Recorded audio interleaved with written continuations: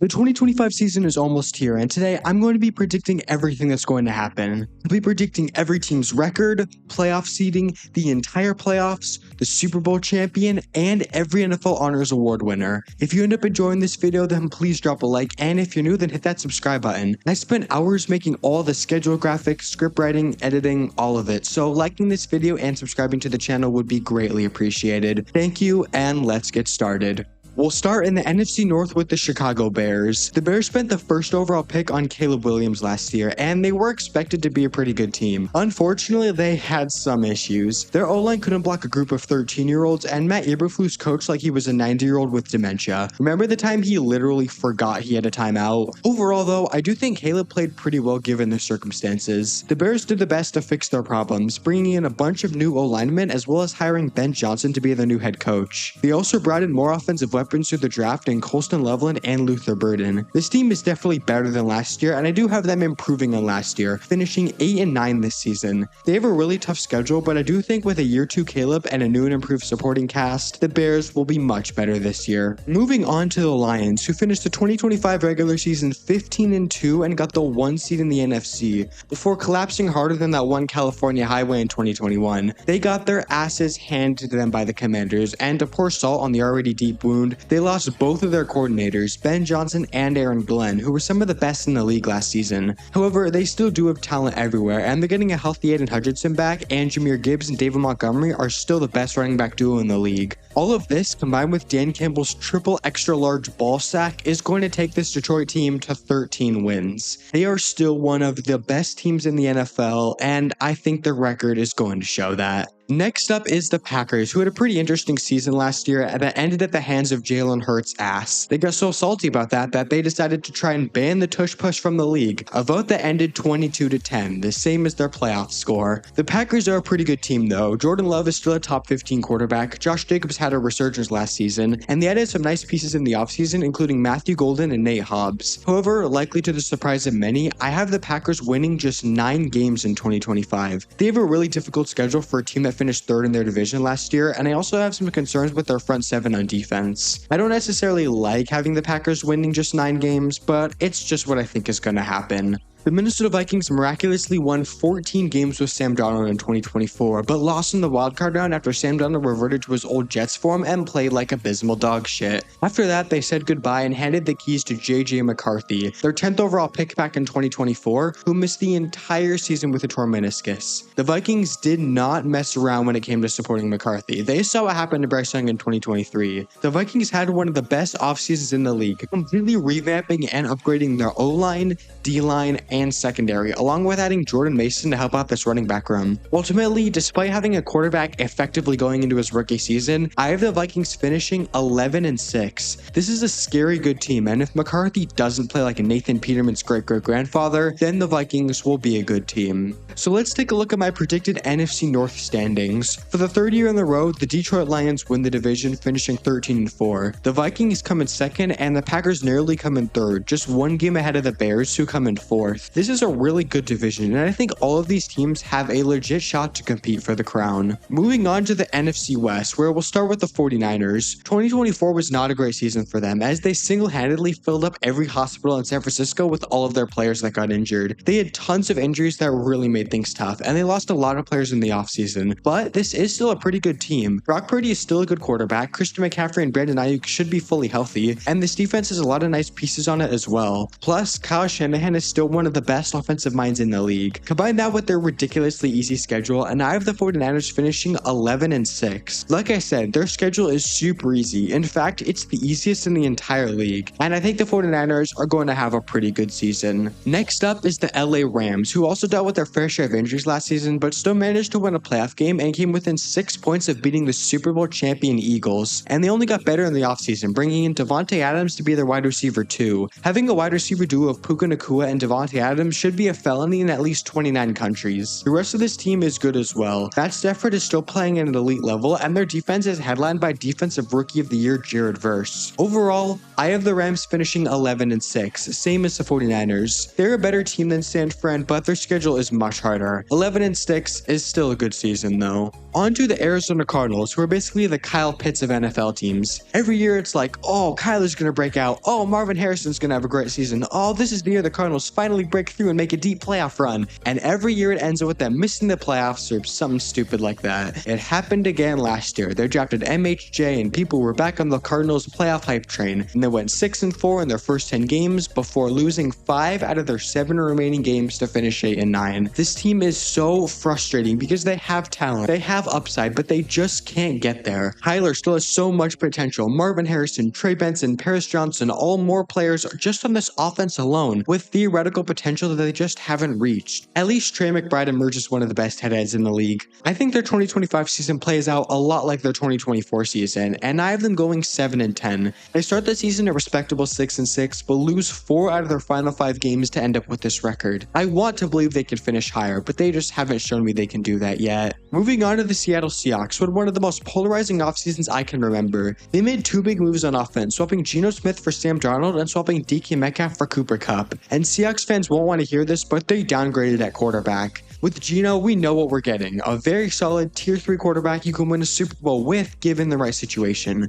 But with Darnold, who the hell knows? After his amazing overall season but absolutely terrible finish, I have no idea how he'll play in Seattle. But if I had to guess, I'd say the Sam Darnold experiment is going to fail because the Seahawks refuse to put any effort into their interior line except for drafting Gray Zabel in the first round. Both center and right guard are still major question marks, and Darnold handles interior penetration as much as, okay, I'm not going to finish that joke. He is going to die back there though. The Seahawks face a lot of good pass rushes this season. The Steelers, Texans, Rams, 49ers, and Vikings, just to name a few. And I think they can really take advantage of Darnold's weaknesses. Overall, I have the Seahawks finishing just 7-10. I think that this team is pretty good, but I have no trust in Darnold behind that O-line, and I think this offense is going to hold this team back. So let's take a look at my predicted NFC West standings. Both the 49ers and Rams finish with matching 11-6 records, but the Rams take the division due to the division record tiebreaker. The Cardinals and Seahawks both finish 7-10, but the Seahawks take third while the Cardinals fall to fourth, due to, once again, the division record tiebreaker. I think the 49ers and Rams are definitely 2 of the favorites to win this division, but the Cardinals and Seahawks could compete if things really go right for them. Next up is the NFC East, starting with the New York Giants. The Giants finally realized giving Daniel Jones a 4-year extension was a stupid move, and they officially moved on from him, bringing in Russell Wilson to be the starter and drafting Jackson Dart in the first round to hopefully be the future. Russ wasn't awful in Pittsburgh, but his limitations really began to show up late in the season. He still has a solid starting QB though. Obviously, we have to mention Malik Neighbors' early breakout as he had an incredible rookie season, and the Giants might have just formed the best pass rush in the league with Dexter Lawrence, Brian Burns, Abdul Carter, and Kayvon Thibodeau. So after all that, I have the Giants finishing a whopping 4-13. I know what you're thinking. What? 4-13 after all that praise? Yes, 4-13. The Giants are a much better team than 4-13, don't get me wrong, but their schedule is absolutely brutal. It is not only by far the hardest in the league, it's the hardest schedule since the Steelers 2021 schedule. Whatever computer put this Giants schedule together must be a Patriots fan and is still jealous from 2007 and 2011, because holy shit, how does a 4th place team get this? Just look at the first 12 games. Yeah, the Giants got absolutely screwed over here, and I really do feel bad for them.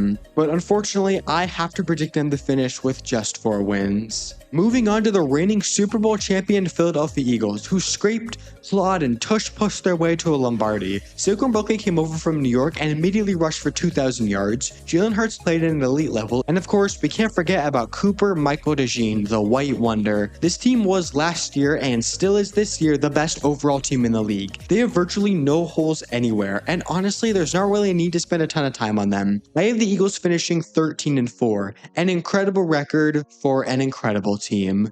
Next up is the team that shattered all expectations and then some last season, the Washington Commanders. Headlined by Jaden Daniels, who had one of the best rookie seasons of all time and led Washington to the NFC title game, playoff run that included beating the one-seeded Detroit Lions. Daniels was incredible as a rookie, both on the ground and through the air, and Dan Quinn did one hell of a job with this defense, turning a unit that looked to be below average in talent and made them pretty damn solid. And they added plenty of weight in the offseason by bringing in wide receiver Deebo Samuel. Overall, I think the Commanders end up winning 10 games this season, which, yes, is a couple less than last year, but I think that's mostly due to their much tougher schedule this season. They still are a great team, and I can't wait to see what Daniels does in year 2. The Cowboys are up next, and I can already hear the "this is our year" chants from a mile away. Well, the Cowboys are looking to get Dak Prescott back from injury, which is obviously going to help, and they're traded for George Pickens, who immediately becomes one of the best wide receiver 2s in the league. Just one question: who the hell is going to be carrying the ball on the ground? Javonte Williams? Miles Sanders? Jadon Blue? Their local Walmart employee? This is far and away the worst running back room in the league. Prescott and the passing game are going to have no support from the ground game, and with how inconsistent Prescott has been over the past few seasons, I am kind of worried about this offense. So much that they actually have the Cowboys winning just 9 games in 2025, losing 4 out of their last 5, choking in the classic Cowboys way. Again, I think this offense is going to be way too consistent, and good defenses like the Vikings, Broncos, Lions, and Giants are going to take advantage of that. But let's now look at my predicted NFC East standings. In first place by a comfortable margin is the Eagles, finishing 13-4. The Commanders come in second, with the Cowboys just 1 game behind at third, and the Giants are all the way down at 4th. I'm really confident with this placement, but I can maybe see the Cowboys climbing above the Commanders if their offense really figures things out. Final division in the NFC, we've got the NFC South. Starting off with the New Orleans Saints. The Saints are most known right now for having a quarterback room that looks like and sounds like a shitty law firm rather than an actual quarterback room. Their projected starter is 25-year-old second-round rookie Tyler Shough, and the words 25 and rookie should never be in the same sentence, but here we are. I like Tyler Shough coming out, but I think there's no question he's a bottom 2 starting QB, right there with whoever the hell the Browns start. The rest of the Saints team is absolutely ass as well, apart from their linebackers and wide receivers, providing all these players can stay healthy, which is not at all guaranteed. Look, this is going to be a rough year, and I have the Saints finishing just 2-15, and honestly, I don't even think that's all that much of a hot take. This team sucks, it really does, but just get through the season and you'll probably be rewarded with Arch Manning or something, so at least there's that.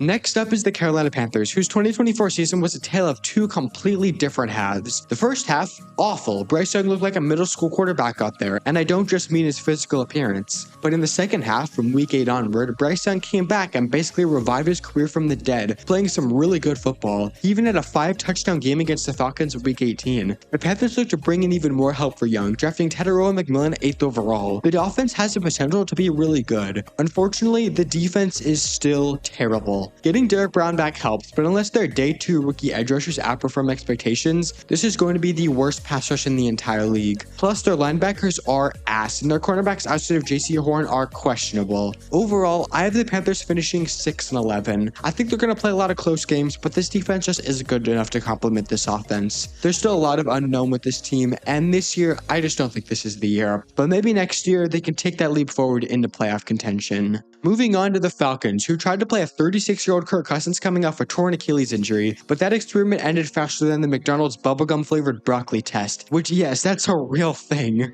Anyway, the key is now being passed to 2024 8th overall pick Michael Penix, who looked solid in his 3 starts of his rookie season. The Falcons' offense as a whole should be pretty good, with Bijan Robinson, the O-line, and the emergence of Drake London. But just like with the Panthers, the Falcons' defense has major question marks. They also are banking on 2 rookie edge rushers to provide pass rush, just like the Panthers are, and their linebackers are not great. The Falcons are a bit of a better team than the Panthers though, and that's why I have them winning 1 more game than Carolina, finishing 7-10. There's just too much unknown with Penix, the rookies on defense, all of it, to really say if the Falcons are going to be a playoff team or not. For the final team in the NFC, we've got the Tampa Bay Buccaneers, who, despite dealing with some injuries in 2024, had a pretty good season that ended in the wildcard round against the Commanders. Mayfield has firmly cemented himself as a top 10 quarterback, if not higher. Mike Evans and Chris Godwin are still one of the best wide receiver duos in the league, and the incredible, majestic, jaw-dropping, and very, very sexy Bucky Irving emerge as a great running back in his rookie season. Plus, their defense has some questions, but overall, this should be a good unit. This might surprise some, but I have the Bucs finishing 12-5 this season. I am super high on this team. I think they're great, and they don't have a particularly tough schedule. I just think Tampa is going to have a great season.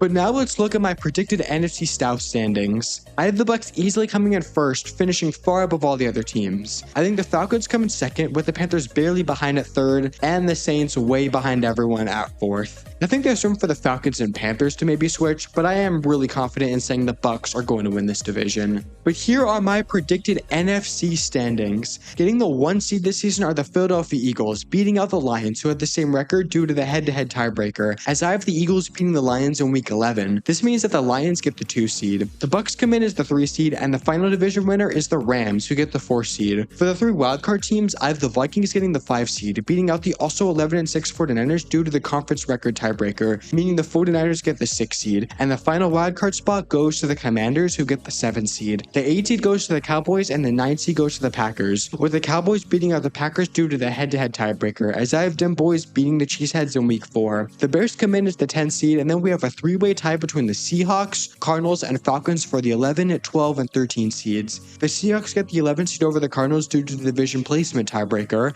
and the Cardinals get the 12 seed over the Falcons due to the head-to-head tiebreaker, as I have the Cardinals beating the Falcons in week 16. This means that the Falcons get the 13 seed, the Panthers get the 14 seed, the 15 seed goes to the Giants, and in last, getting the 16 seed are the Saints. Those are my predicted NFC standings. Moving on to the AFC, where we'll start in the AFC North with the Cleveland Browns. The Browns were awful last season, mostly due to the fact that they had Deshaun the Diddler and Jameis, screw it, he's down there somewhere, Winston at quarterback. To fix this problem, they brought in 4 new quarterbacks. The quarterback room now consists of Kenny Kittens, Dylan Gabriel, Shedeur Sanders, and old man Joe Flacco. I have absolutely no idea who's going to win the starting job, but whoever does is entering the season as a bottom 2 starting quarterback, right next to the Saints. At least the run game should be good because they drafted Quinshon Judkins in the 2nd round, and never mind, he's already gone and ruined his career. This is going to be the worst offense in the NFL, isn't it? The only saving grace about this team is Myles Garrett and Denzel Ward. Everything else is shit.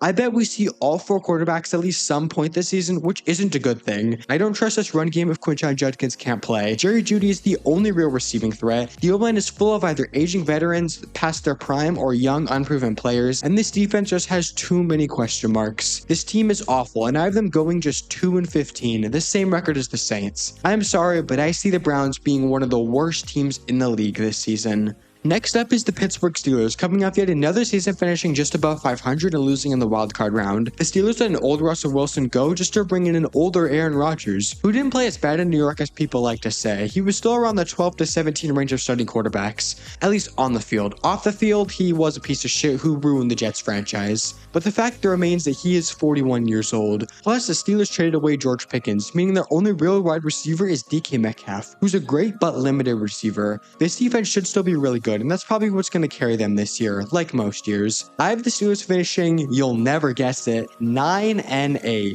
This is the most mid team in the NFL. They have been for some time, and lo and behold, they finished right in the middle once again. At least Mike Tomlin keeps his winning season streak alive. Baltimore Ravens are up next, and to no one's surprise, they are Super Bowl contenders once again. The question is, can this year finally be the year they get their shit together and win the damn thing? Lamar Jackson is one of the best quarterbacks in the NFL. Same for Derrick Henry with running backs. The secondary might legit be the best in the league, assuming they stay healthy. And that's a massive assumption with Jair Alexander, who's basically a walking medical station at this point. I have the Ravens finishing the 2025 season with a 12-5 record. I mean, there's not much else to say. This is a great team. They're gonna have a great regular season. Next up is the Cincinnati Bengals, and boys, there's stuff to talk about with them. The Bengals ended last season 9-8 and just missed out on the playoffs, mostly due to their absolutely abysmal defense that couldn't stop a goddamn soul. The Bengals have never been known to dish out large sums of money, so when they gave both T. Higgins and Jamar Chase a massive contract extensions, that was pretty notable. Unfortunately, that has led to some drama involving 2 key defensive players that can make this dog shit defense even more dog shittier, if that's even a real word. I'm of course talking about Trey Hendrickson Hendrickson and Shamar Stewart. Hendrickson led the entire NFL in both pressures and sacks last season, and was the only reason why the Bengals don't currently hold a trophy saying worst defense of all time, 2024 Cincinnati Bengals. But of course, the Bengals are refusing to pay Hendrickson because who knows why. And with TJ Watt's new massive contract, Hendrickson is only going to be more expensive. Good job, Bengals, you screwed this one up. And that's not even the only one, because now we have to talk about Shamar Stewart, and with him, it might be even worse. Rookie contracts are predetermined based off draft position. Guarantees aren't predetermined, but most first-round rookies get fully guaranteed or at least mostly guaranteed deals. The Bengals aren't even offering that. They're trying to make Stewart sign a contract that will allow the Bengals to void future guaranteed money. This means that if Stewart doesn't make it to the end of his rookie contract, the Bengals can just not pay him. This is unprecedented and shows a clear lack of trust in the player they spent a first-round pick on. The Bengals are such a stupid, cheap organization, it's no wonder why they haven't won anything. Well, until they win a trophy saying, worst defense of all time, 2025 Cincinnati Bengals. If Joe Burrow and Jamar Chase weren't carrying this franchise on their back, they would be looked upon as one of the most poverty franchises in the league. But because of Burrow and Chase existing, I have the Bengals finishing 10-7. They have a relatively easy schedule and play a lot of defense-focused teams like the Jets, Patriots, Steelers, and Browns, so that's gonna help. They're still probably gonna have to score like 50 points a game, but hey, at least they'll be fun to watch. But now let's take a look at my predicted AFC North Standings. Coming in first, once again, is the Baltimore Ravens, followed by the Cincinnati Bengals in second, the Steelers in third, only one game behind, and the Browns way down at fourth with a pretty sad record. I feel pretty good about this, but I do think there's a road where the Bengals and Steelers switch. Moving on to the AFC West, where we'll start with the defending AFC champs and Super Bowl runner-up Kansas City Chiefs. The Chiefs suffered a pretty embarrassing defeat in the Super Bowl, but did finish 15-2, get the 1 seed, and beat both the Texans and Bills to get there. And overall, I still think they're one of the best teams in the NFL. I don't know if I can say anymore that Patrick Mahomes is definitively the best quarterback in the league, but he is still top 3. I'm really excited to see what Xavier Worthy does coming off some amazing playoff performances, and they're also getting Rashee Rice back, and never mind. But their defense should be as good as ever. They also drafted Josh Simmons in the first round to hopefully help with their offensive tackle problems from last year. I have the Chiefs finishing with a 13-4 record this year. They are a damn good team, just like they always have been in the Patrick Mahomes era, and are going to find ways to win. Next up is the LA Chargers, who in Jim Harbaugh's first season as their head coach, made the playoffs before ultimately losing to the Texans in the wildcard round. Harbaugh really turned the culture around in there, and I think that's a big reason for their success. Justin Herbert arguably had his best season, throwing 23 touchdowns to just 3 interceptions, but he did throw 4 interceptions in that playoff game, which doesn't look good. I still think he's a top 10 quarterback though. The Chargers also brought in new offensive weapons in Amarian Hampton, Najee Harris, and Trey Harris, so they will be able to do a lot more offensively than they could last year with the limited playmakers they had. Their defense should also be pretty good. Khalil Mack and Derwin James are still playing at high levels, and the emergence of cornerback Tarheeb still will greatly help their secondary. I have the Chargers winning 10 games in 2025. They don't have too tough of a schedule, they're an overall good team, and I think they'll have a good season. Moving on to the Raiders now, who completely overhauled their team with a massive offseason. They brought in Geno Smith to replace Gardner Minshew, a huge upgrade, along with Ashton Genty, Jack Bash, and they even brought in Pete Carroll to be their new head coach. Their offense is going to be so much better than it was last year. Unfortunately, they did lose quite a few players on defense, but they are getting a fully healthy Max Crosby back, which is huge. The Raiders are going to be one of the most physical teams in the NFL and are going to be a pain in the ass to play. I do think they will definitely improve from last year. However, I do have them finishing just 7-10. I think they'll play a lot of close games, but they don't yet quite have the talent to realistically compete with some of the other top teams in the AFC. Final team in the AFC West, we've got the Denver Broncos. The Broncos had little to no expectations entering the 2024 season, and most people thought they weren't going to do good. I mean, there was even this one idiot I found on the internet who thought they'd only win 1 game. I mean, what the hell was that guy thinking? The Broncos shattered all expectations by winning 10 games and making the playoffs. Bo Nix looked great in his rookie season. Sean Payton reminded everyone why he's a great head coach, and this defense was one of the best in the league. The Broncos only got better this offseason, adding more to their already stacked defense by bringing in Dre Greenlaw, Talanoa Hufanga, and Jahdae Barron. They legitimately have the best defense in the NFL, and I don't think it's close. This offense is also really good, and overall, I have the Broncos finishing with a whopping 12-5 record. My opinions on this team have completely flipped from last season, and I'm super high on them. I hope this makes it up to you, Broncos fans. But let's now take a look at my AFC West standings. In first place, as usual, is the Kansas City Chiefs, but the Broncos are only 1 game away in second. The Chargers come in third, and the Raiders, despite not having a horrible record, come in fourth. This is a really good division, and I'm super excited to see how things play out. Moving on to the AFC East, where we'll start with the Buffalo Bills. The Bills had another classic Bills season, dominating the regular season but falling just short in the playoffs. Josh Allen won his first MVP, but unfortunately they weren't able to overcome the Chiefs in the AFC title game, though let's be honest, some ref ball was definitely involved. But the Bills made some solid moves this offseason, bringing in Joey Bosa and Maxwell Harrison to help with their defense, and they didn't really lose anybody important. They're still in a bit of a contract dispute with James Cook, but they aren't the Bengals, so I'm sure they'll sort it out. As usual, the Bills are a fantastic team, and I have them finishing 13-4 this season. They have a shockingly easy schedule for a team that finished first in their division, and I think they'll once again have a great season. The New York Jets are up next, and they're looking to rebound after a rough, 14 years. The Jets attempted to compete for Super Bowl with Aaron Rodgers, but that just ended up being the second biggest collapse to happen in New York in the 21st century. They now turn the keys over to Justin Fields, who played okay for the Steelers in 6 games, but is still one of the worst starting quarterbacks in the league. This entire team just isn't good. The defense completely fell off a cliff last year, and likely won't be the top unit they were in 2023. The O-line has potential, but is questionable. The weapons outside of Garrett Wilson are hot ass, and Breece Hall has been on a decline ever since his rookie season. There's a legit chance that this is the worst offense in the league this year. Overall, I have them finishing just 5-12, saved by 3 late season wins against bad teams and a Bills team that will likely be resting their starters by that point. Bring on year number 15 of the Jets playoff drought. Next up are the Miami Dolphins, who managed to win 8 games last season despite Tua missing some time. But it really wasn't a good season. Their entire team had down years. Tyreek Hill, Jaden Waddle, Jalen Ramsey, who's no longer even here, they were all worse in 2024 than 2023.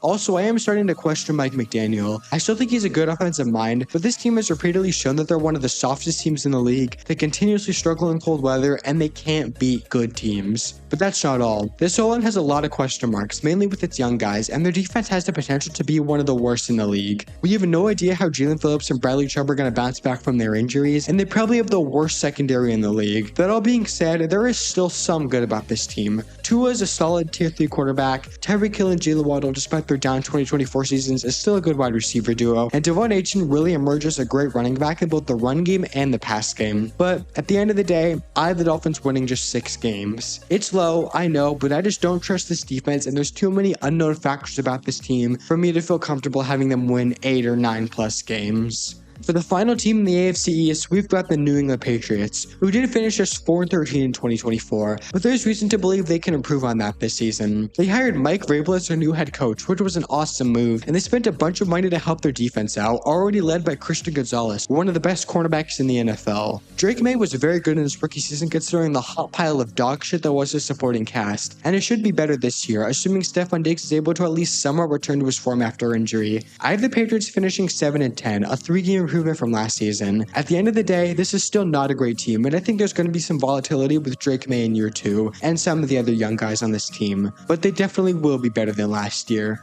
So let's take a look at my predicted AFC East standings. The Bills once again finished first, followed by a massive drop-off down to the Patriots at second. The Dolphins 1 game behind at third, and the Jets 1 game behind them at fourth. I think the Bills are pretty much a lock to win the division, but I do think there's some room for the other 3 teams to shuffle around. Moving on to the final division, the AFC South, where we'll start with the Houston Texans. The Texans had big expectations heading into C.J. Stroud's second year, but ultimately they ended up having a repeat of 2023, finishing 10-7 and winning 1 playoff game. They were still a good team, but not as good as they could have been. Their shortcomings mostly came due to really unfortunate injury luck and an O-line that couldn't block a goddamn baby if their life depended on it. C.J. Stroud died back there. No, actually, I think someone needs to check his pulse and make sure he's still breathing. Stroud actually wasn't all that bad. Sure, he didn't have the numbers he did in his rookie year, but I think he actually played quite well considering the circumstances. I would still definitely consider him a top 10 quarterback. This defense should also be really good. Will Anderson and Daniel Hunter is a dangerous duo, and Derek Stingley emerged as one of the best corners in the league last season.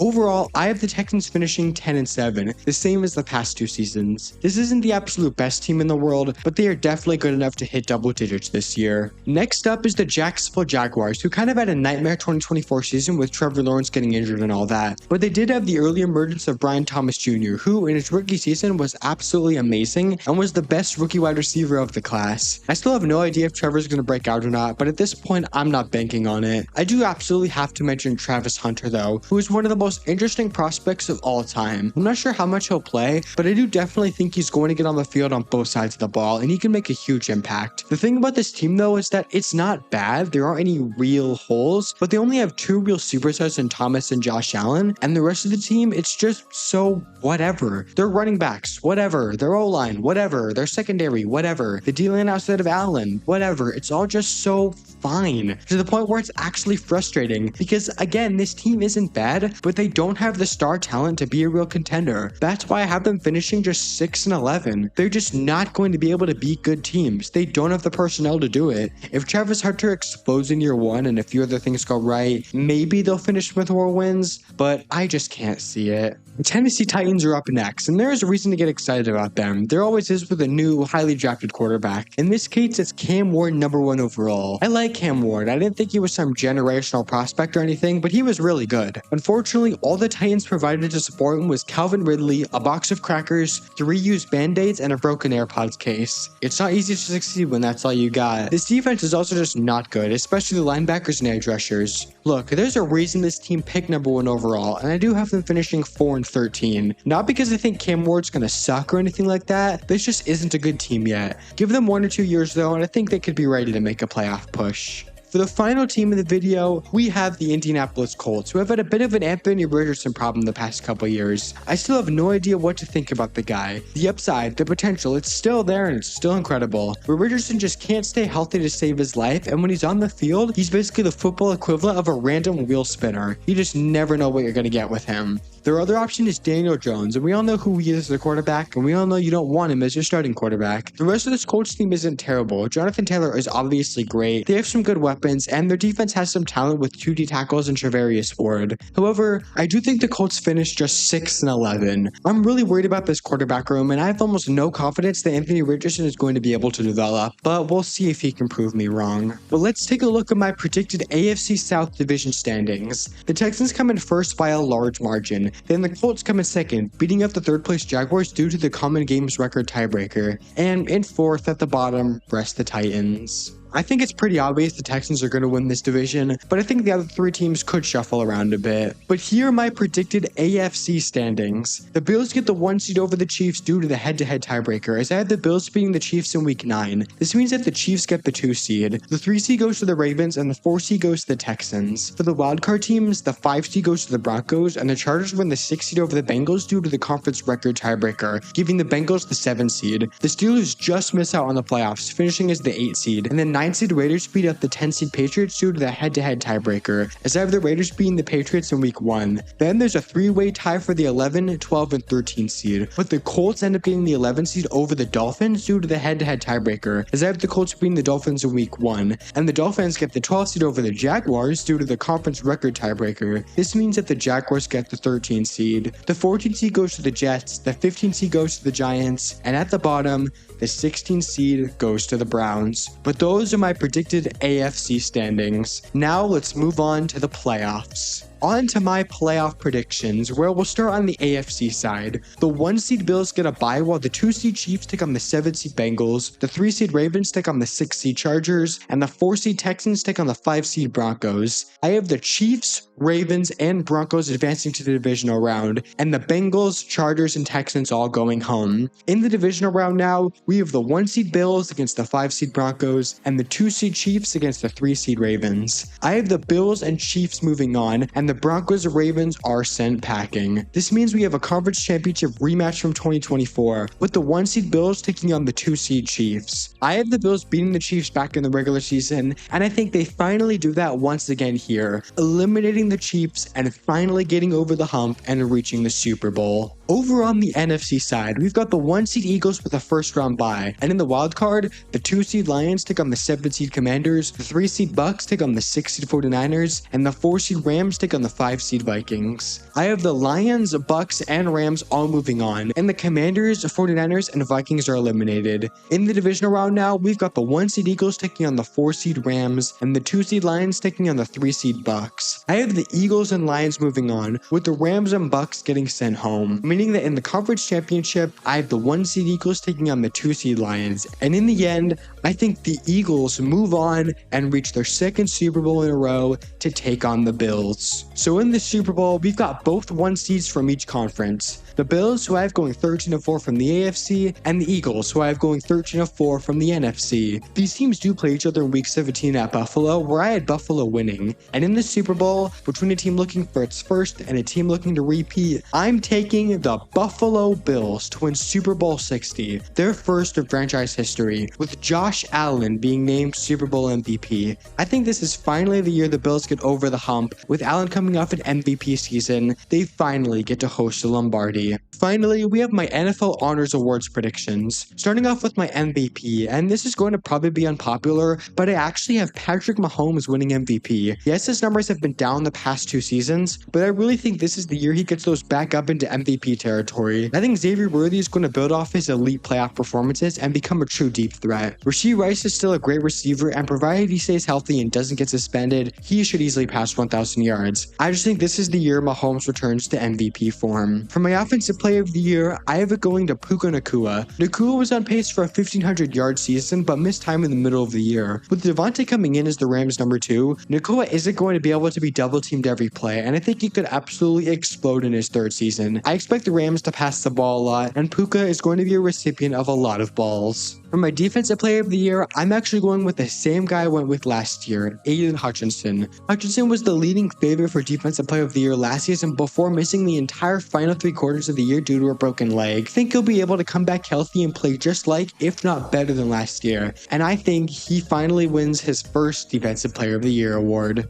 For my offensive rookie of the year, I'm going with Ashton Jeanty, obviously. He's the clear RB1 in an offense that's going to want to run the ball a lot. I wouldn't be surprised if he surpasses 300 carries this season. Jeanty was an elite college prospect, and I think he's going to produce at a very high level in his rookie season, high enough to win the offensive rookie of the year. For my defensive rookie of the year, I'm actually going way outside the box with this one. I have Jahdae Barron of the Denver Broncos winning it. And I know that sounds insane, but hear me out. Barron is in what might possibly be the best cornerback situation in the league. He's on the best defense in the NFL, behind the best corner in the NFL. He's going to rarely, if ever, be asked to cover number 1 receivers. Plus, he plays in a division that's pretty weak in the wide receiver department in general. Not to mention, he gets to learn from Pat Surtain, the best corner in the league. We saw how good Riley Moss was under Surtain, and I think Barron is better than Moss. I really like Barron as a prospect, and I think he'll be a really good corner in the league. It's way out there, I know, but I think Jahdae Barron is going to win Defensive Rookie of the Year. For my comeback player of the year, this one's obvious. It's Aiden Hutchinson. To come back from a season-ending broken leg after just 5 games to winning Defensive Player of the Year, yeah, that's going to get you comeback player of the year. Not much else to say. For my coach of the year, I'm going with Sean Payton. Payton has turned this Broncos team around ever since being hired in 2023. First going 8-9 with a washed Russell Wilson, then going 10-7 with a rookie Bo Nix. This year, I have the Broncos finishing 12-5 and winning a playoff game, and I think that's going to be enough to get Sean Payton Coach of the Year. But that's it. Those are my predictions for the entire 2025-2026 season. If you enjoyed this video, then please drop a like and subscribe if you're new, and that's it for me. See ya.